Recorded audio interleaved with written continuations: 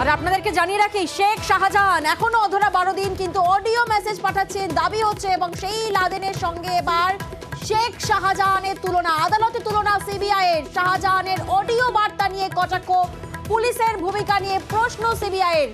Audio বার্তা পাঠাচ্ছেন Sheikh Shahjahan, Osama bin লাদেনের মতো ভয়েস মেসেজ করছেন, তারপরেও পুলিশ খুঁজে পাচ্ছে না, প্রশ্ন ইডি ও সিবিআই এর।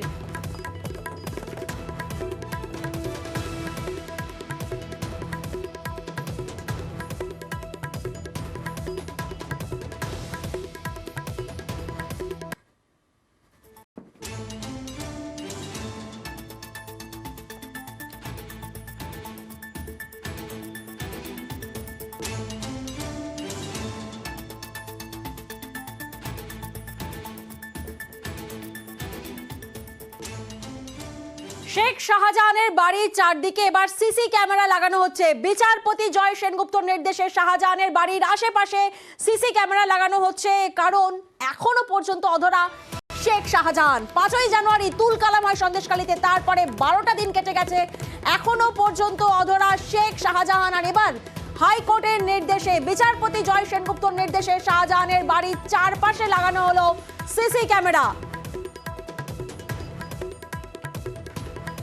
জিয়াউল এই মুহূর্তে আমাদের সঙ্গে রয়েছেন, জিয়াউলের কাছে একটু যাব। জিয়াউল, তোমার থেকে জানতে চাইবো যে শেখ শাহজাহানের বাড়ির আশেপাশে চারদিকে তো সিসি ক্যামেরা লাগানো হচ্ছে, আদতে কি কাজ হবে? গতিবিধি কি ধরা পড়বে ফুটেজে?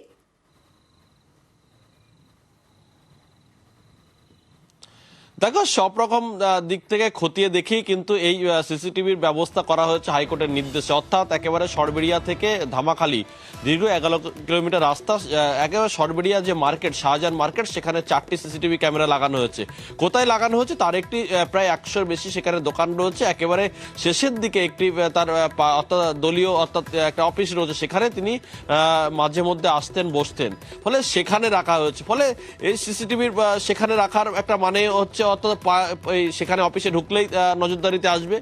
অন্যদিকে সেখান থেকে 2.5 কিলোমিটার দূরে আকঞ্জিপাড়া, সেখানেও তার বাড়ি, সেখানে 3টি অর্থাৎ মূল রাস্তায় একটি, এবং তার বাড়ি যেখানে 5 তারিখে ইডি আধিকারিকরা সেখানে গেছিলেন, দরজা ভাঙার চেষ্টা করেছিলেন, সেখানে 2টো ক্যামেরা লাগানো রয়েছে। এবং এখান থেকে আরো অর্থাৎ ধামাখালির দিকে গেলে, ধামাখালি থেকে 2 কিলোমিটার আগে সেখানে অর্থাৎ ইটভাটা রয়েছে, সেখানে লাগানো রয়েছে, অর্থাৎ সেখানেও একটি তার অফিস রয়েছে সেখানে, অর্থাৎ 3 জায়গায় বসানো হচ্ছে। এই সিসিটিভি দিয়ে কোনো রকম ভাবেই শাহজাহানের গতিবিধি বোঝা সম্ভব নয় এমনটা মনে করা হচ্ছে। তার কারণ যে 3 জায়গায় রাখা হচ্ছে সিসিটিভি ক্যামেরা, তার অন্য জায়গায় তিনি থাকবেন, এবং তার ঘনিষ্ঠরা অর্থাৎ তার ভাই এবং বিধায়ক এবং পঞ্চায়েতের প্রধান, তারা বারবার দাবি করছেন তিনি এলাকায় আছেন।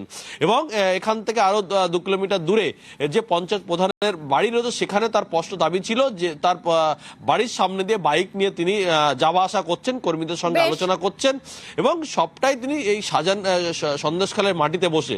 ফলে যেভাবে সিসিটিভি লাগানো হয়েছে সেখান থেকে কোনো গতিবিধি জানা সম্ভব নয়, কিন্তু তার জন্য যদি বাড়িতে আসে সেখানেও এই সিসিটিভি ক্যামেরা বন্দী হতে পারে, তার জন্য নজরদারির ব্যবস্থা রয়েছে। তুমি দেখতেই পাচ্ছ আমার পিছনে সেই সিসিটিভির জায়গা, একেবারে শাহজাহানের বাড়ির সামনে, সেখানে 2জন পুলিশ কর্মী রয়েছেন, তারা কিন্তু সজাগ দৃষ্টিতে এই এলসিডির দিকে তাকিয়ে রয়েছে, অর্থাৎ গতিবিধি, অর্থাৎ তার বাড়ির পিছনের দিকে একেবারে অন্ধকার, সেখানে কোনো আলোর ব্যবস্থা নেই, ফলে সেখান থেকে নজরদারি চালানো হচ্ছে এইখানে বসে।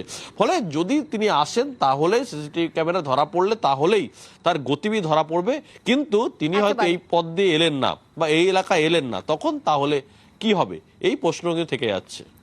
একেবারেই সিসিটিভি পুলিশ লাগানোর আগে আমি নিজেই আমার বাড়িতে আমি একটা ক্যামেরা লাগিয়েছি, একা থাকছি পরিবার নিয়ে, সেই জন্য আমি লাগিয়ে রেখেছি আমার সুবিধার জন্য। পুলিশ বসে আছে, প্রতিনিয়ত বাড়িতে আসছে যাচ্ছে, খোঁজ নিচ্ছে যে শেখ শাহজাহান এসেছিলেন কিনা।